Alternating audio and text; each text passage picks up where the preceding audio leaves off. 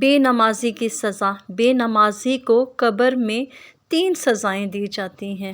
پہلی سزا، اس کی قبر کو تنگ کر دیا جاتا ہے، اور اتنا تنگ کر دیا جاتا ہے کہ اس کی دائیں پسلی بائیں میں اور بائیں پسلی دائیں میں دھس جاتی ہے۔ دوسری سزا جو اس کو دی جاتی ہے، اس کی قبر میں آگ کو بھڑکا دیا جاتا ہے اور وہ دن رات اس انگاروں میں جلتا رہتا ہے۔ اور تیسری سزا سب سے زیادہ خوفناک ہے، اس کی قبر میں ایک گنجا سانپ مسلط کر دیا جاتا ہے جس کا نام اسچل اقرع ہوگا۔